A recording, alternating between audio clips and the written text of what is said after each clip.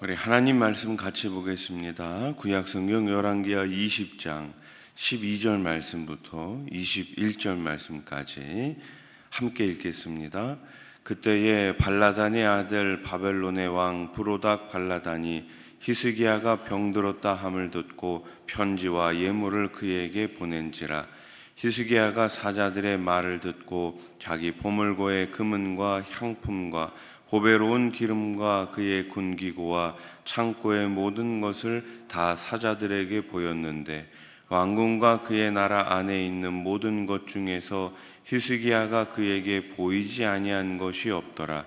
선지자 이사야가 히스기야 왕에게 나와 그에게 이르되 이 사람들이 무슨 말을 하였으며 어디서부터 왕에게 왔나이까? 히스기야가 이르되 먼 지방 바벨론에서 왔나이다 하니 이사야가 이르되 그들이 왕궁에서 무엇을 보았나이까 하니 히스기야가 대답하되 내 궁에 있는 것을 그들이 다 보았나니 나의 창고에서 하나도 보이지 아니한 것이 없나이다 하더라. 이사야가 히스기야에게 이르되 여호와의 말씀을 들으소서. 여호와의 말씀이 날이 이르니 왕궁의 모든 것과 왕의 조상들이 오늘까지 쌓아두었던 것이 바벨론으로 옮긴 바 되고 하나도 남지 아니할 것이요 또 왕의 몸에서 날 아들 중에서 사로잡혀 바벨론 왕궁의 환관이 되리라 하셨나이다 하니 히스기야가 이사야에게 이르되 당신이 전한 바 여호와의 말씀이 선하니이다 하고 또 이르되 만일 내가 사는 날에 태평과 진실이 있을진데 어찌 선하지 아니하리요 하니라. 히스기야의 남은 사적과 그의 모든 업적과 저수지와 수도를 만들어 물을 성 안으로 끌어들인 일은 유다 왕 역대 지략에 기록되지 아니하였느냐. 히스기야가 그의 조상들과 함께 자고 그의 아들 므낫세가 대신하여 왕이 되니라. 아멘. 우리의 신앙생활 가운데 조심해야 될 것들이 여러 가지가 있겠죠. 그 중에 가장 조심해야 되는 것은 바로 과시욕입니다. 하나님께서 나에게 주신 것에 감사하지 못하고 자칫 잘못하면 교만해서 과시욕에 빠지게 됩니다. 특별히 우리는 보여주는 것에 신중해야 합니다.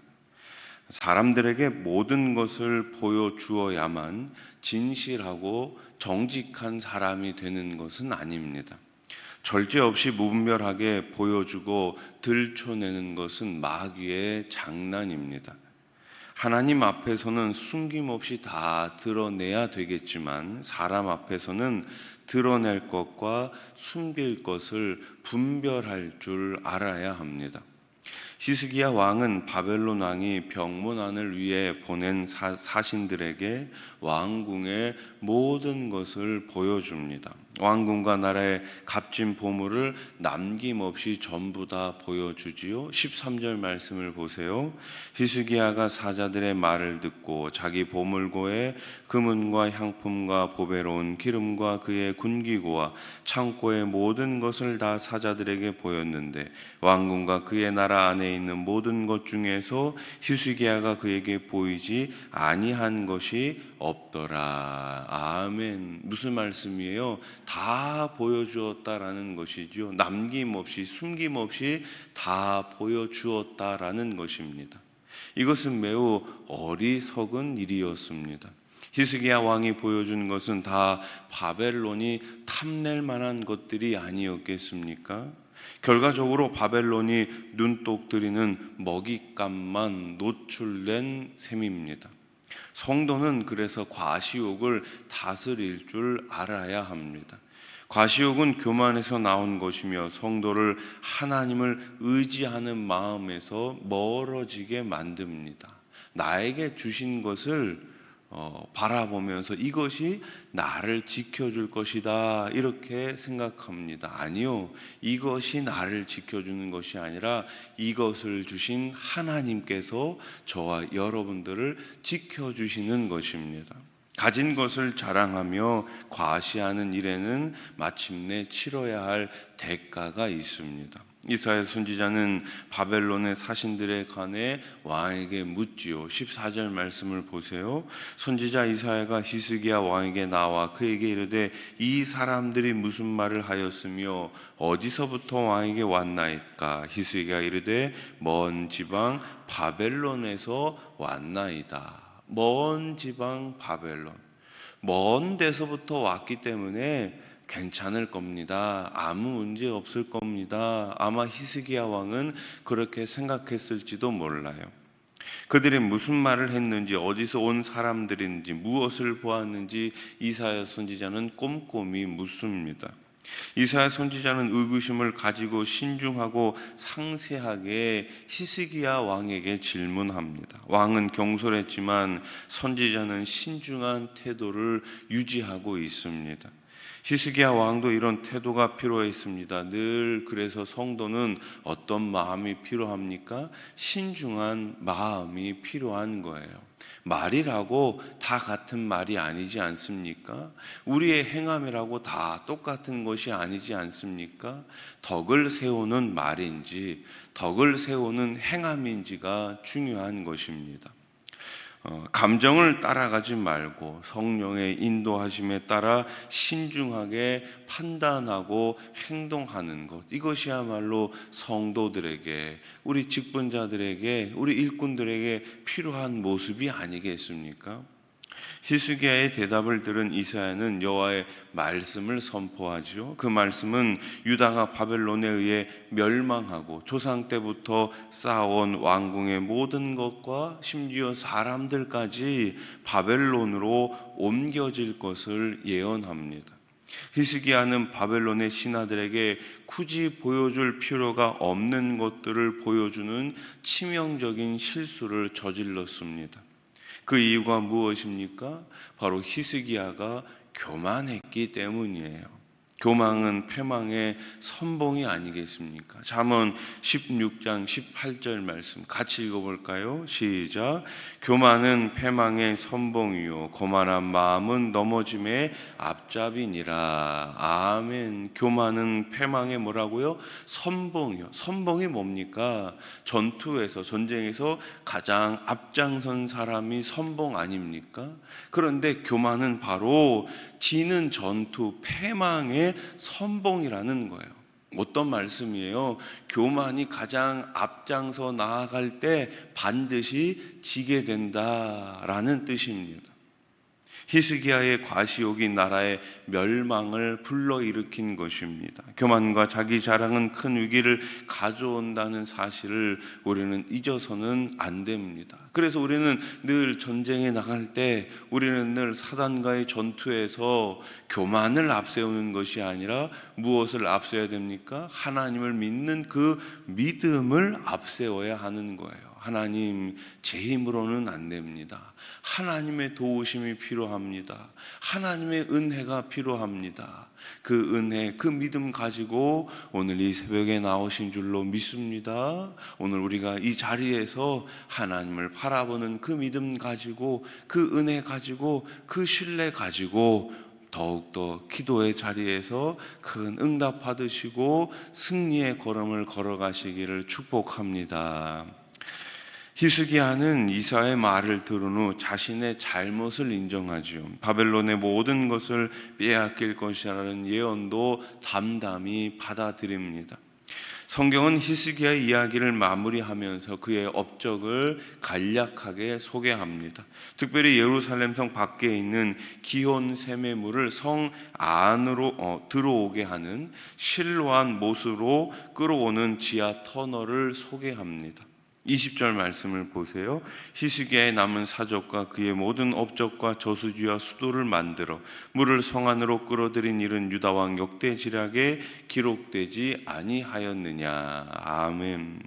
이로 인해 예루살렘 성은 적에게 포위를 당했을 때도 물을 얻을 수 있게 됩니다. 성 안에 물을 깃게 되니 성이 포위가 돼도 물을 얻게 된 것이죠. 하나님이 지혜를 주시면 사람들을 이롭게 하는 업적을 이룰 수가 있어요. 성도는 자신을 드러내고 자랑하기보다는 어떻게 해야 됩니까? 타인을 이롭게 하는 일에 쓰임받는 인생이 되어야 하지 않겠습니까? 다른 사람들에게 복음으로 우리가 사람을 살리고 키우고 고치는 사역을 계속해서 해 나가야 하지 않겠습니까? 히스기야 왕은 기도의 사람이었습니다. 벽을 향해 얼굴을 대고 하나님 앞에 간절히 기도했을 때 15년의 수명을 연장받은 사람이 바로 히스기야 아닙니까? 하지만 과시욕이 앞서자 안타까운 실수를 범하게 됩니다. 성도는 그래서 늘 깨어 있어야 하는 것이죠. 마음 놓고 있으면 실수하여 넘어지기가 쉽습니다. 바울의 겉면처럼 선줄로 생각하는 순간에도 넘어질 것을 늘 조심해야 하는 것이 바로 우리의 삶인 거예요. 말씀을 정리해 봅시다. 교만은 하나님이 가장 싫어하시는 심각한 죄입니다. 교만에 빠진 사람은 하나님이 취하셔야 할 영광을 가로채는 것입니다. 그 교만이 하나님께로 돌아가야 할 영광을 가로채는 거예요.